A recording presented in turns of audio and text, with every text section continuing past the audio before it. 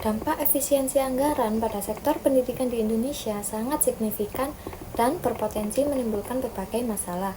Berikut beberapa dampaknya. Yang pertama, ada dampak pada pendidikan tinggi.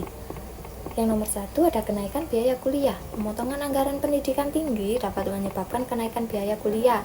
Kenapa? Karena perguruan tinggi mencari dana tambahan untuk operasional. Hal ini berpotensi membuat banyak sekali mahasiswa putus kuliah, terutama mereka yang tidak mampu membayar biaya kuliah yang lebih tinggi. Yang kedua, ada pemotongan anggaran riset. Pemangkasan anggaran juga berdampak pada penurunan kuantitas sekaligus kualitas riset perguruan tinggi. Dengan anggaran yang terbatas, hanya sebagian kecil proposal riset yang dapat didanai. Yang ketiga, ada beasiswa yang terancam. Efisiensi anggaran juga berdampak pada pendanaan beasiswa perguruan tinggi. Beberapa jenis beasiswa seperti beasiswa Kartu Indonesia Pintar Kuliah atau biasa disebut dengan KIPK dan beasiswa Pendidikan Indonesia atau disebut dengan BPI juga mengalami pemotongan anggaran. Yang kedua, ada dampak pada pendidikan dasar dan menengah. Nomor satu, ada bantuan operasional sekolah atau BOS yang berkurang. Pemotongan anggaran pendidikan dasar dan menengah dapat menyebabkan penurunan BOS untuk madrasah. Kenapa? Hal ini juga berpotensi mempengaruhi kualitas pendidikan di madrasah. Yang kedua, ada pemerataan pendidikan yang tidak merata.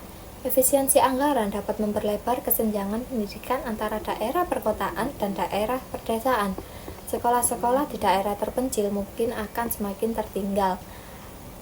Ada juga dampak lainnya. Yang nomor satu, ada kualitas pendidikan yang menurun. Pemotongan anggaran pendidikan dapat mengurangi kualitas pendidikan, terutama di daerah-daerah terpencil.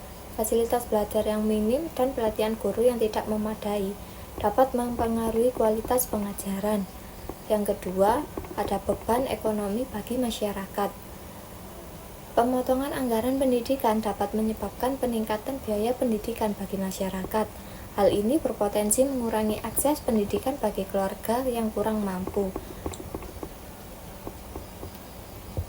Dalam jangka panjang, penurunan kualitas pendidikan dapat menghambat pembangunan sumber daya manusia Indonesia dan mengurangi daya saing Indonesia di tingkat global.